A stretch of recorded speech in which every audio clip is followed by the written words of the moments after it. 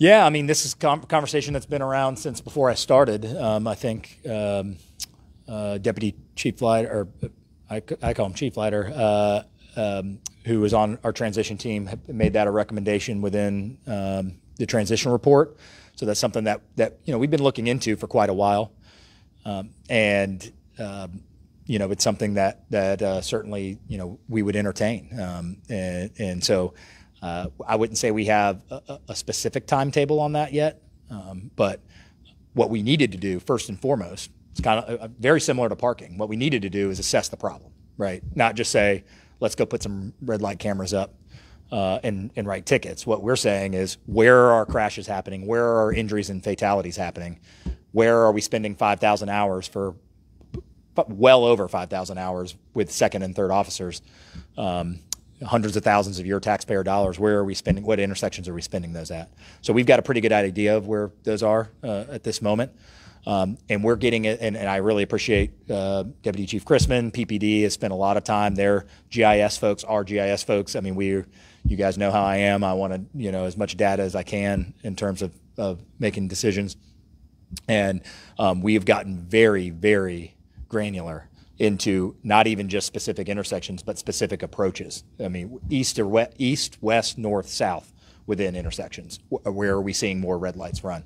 So we were able to get, when we picked, as I said, we'll have data for you coming up next week, but where we picked specific intersections, how did we pick the ones to assess? We looked at 10 years of traffic data and said, where do we have all these crashes happening? So then we go and get even more technology to show in a 16-hour period how many people are running red lights, which was alarming at these intersections.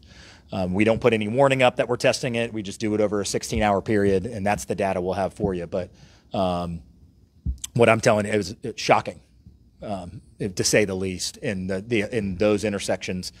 In specific approaches. Again, we may see when there is implementation at some point, we may see that at one intersection, it's only north and south, not east and west. Think about Gulf Breeze is a perfect example. They have red light cameras in Gulf Breeze.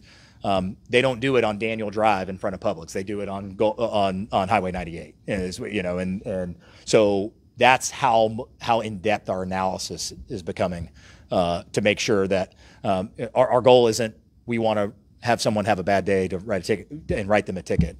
Our goal is we don't want people injured or killed. That's what our goal is. And we don't want to spend 5, 6, 7, 8,000 hours of our police officers' time that could be out investigating crimes, and we're dealing with crashes because we got people slamming through red lights. That's the reality. So we'll be very, again, meticulous. We have been in this approach of how we're going to handle assessing where those are. I would expect certainly a pilot. It's not going to be 50 red lights that we're going to come out and put red light cameras at. We're going to look at a small number of approaches that are the most dangerous for us. But you can guarantee whatever we roll out there is going to be backed by crash data and by being caught red-handed over a day and over a 16-hour period where we had specific approaches. I'll just tell you that we're approaching 30, 40, 50 red light runs blow through, not red light lefts, not right turn on reds. We got those numbers too, which are even worse. But I'm talking about the light turned red and you blew through it. We have single intersections over one day that are 40, 50 times. And you think about pedestrians, you think about bicyclists. It's alarming, to say the least. So we're going to look at doing something, and we're trying to kind of finalize that. But we'll have that data for you all, and maps and other things we'll have next week.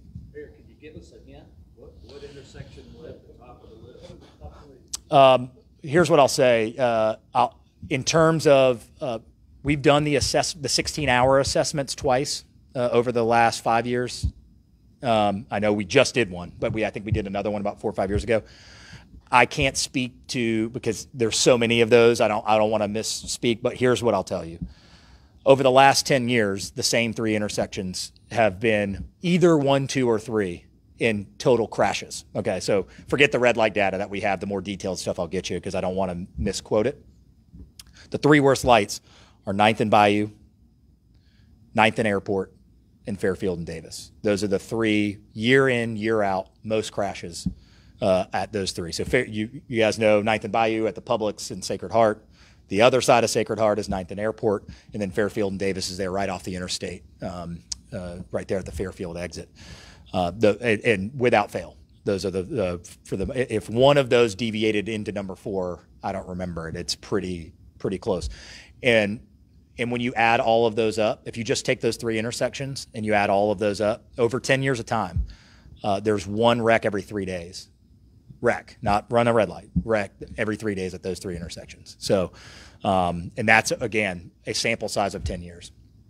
So those are clearly in our crosshairs, those 3 intersections, I would say. As far as others, there are some pain points.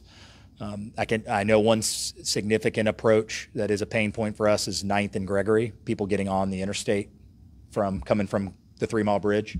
Just that one westward approach is significant because of people on-ramping onto the interstate and blowing through those 3 lanes. Traffic, we're encouraging them to move very quickly through a big, wide one-way, and we're seeing the fruits of that with red lights being run over 9th Avenue. As I said, I want to get you all the specific data in terms of the 16-hour tests. We certainly tested those intersections, and we'll get that data to you.